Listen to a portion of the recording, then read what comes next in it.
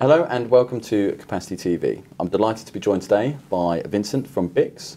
Welcome. Hello. Vincent, perhaps we can start by talking about the impact of fraud on the operator business. Yes, absolutely. Well, the impact of fraud is absolutely twofold. I mean, there is obviously a financial impact, directly impacting the cost of the operators.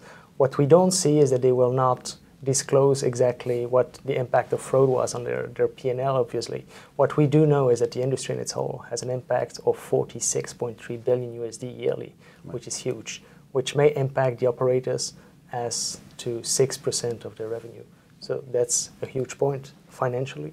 The other part is the image, obviously. So every time there is a fraud detected on an operator, it can hurt indirectly on the image as well. What is the trending in fraud at the moment? Well, unfortunately, the trend is not going into the good direction, in the sense that in our telecommunication business and in the industry, we see a move of technology from more closed networks to more open networks. We're talking about all IP. And unfortunately, this decreases a lot the entrance barrier to fraudsters.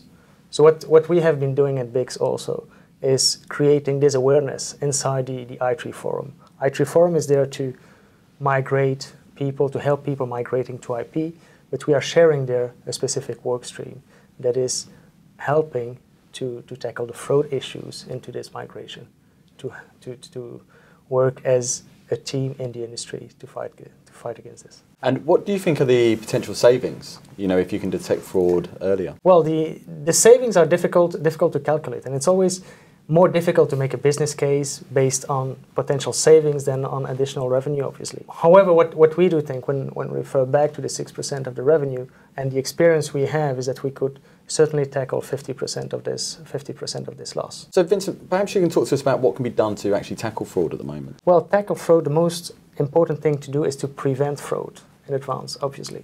And unfortunately, what people most of the time do is not doing this, it's just curing every time a fraud occurs. Once it's cured, we go to the next one, we cure it.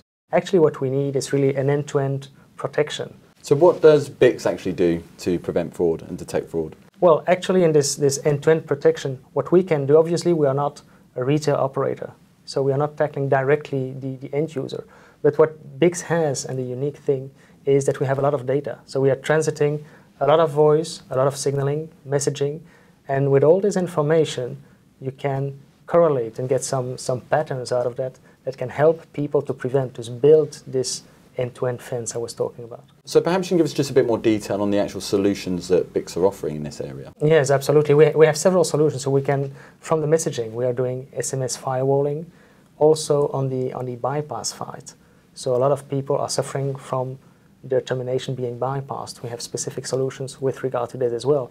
And then we have our flagship FraudGuard product that is in the fraud management system area. So what is FraudGuard exactly? What does it do? It's tackling actually as a fraud management system, but not just a fraud management system. First of all, it is a hosted system. So very easy, no long project to install. It's hosted, but it's not just a hosted fraud management system. It has other really unique aspects. Another unique aspect is that, of course, the customer receives the system from day one with data. Why with data? Because we transit the customer data as well. And so from day one, we are offering a service with data included. Beyond data, we are not limiting the information to the customer's data. We are having also the complete BICS and information and BICS data. And we have an operational team that is looking every day after what may occur in one part of the world, because that's a very important part, is that we see that the fraud is migrating from one part to the other. So to make this end-to-end fence protection I was referring to, it's important that we give the information to the people. And that comes to the third unique aspect of our FraudGuard, is that we create a crowdsourcing environment. So we create this community of people that will inform themselves, saying, well, I have seen this suspicious traffic on my network. Maybe you may be interested. And so it's about creating this community, having a hosted model, and using all the BICS data. This is really the unique aspect that we can see in FraudGuard. And I bet out of the community, actually, it probably will lead to best practice in sorts of fraud and highlighting these problems. Yeah, absolutely. Well, Vincent, thank you very much for joining us today on Capacity TV and talking to us about fraud. Thank you.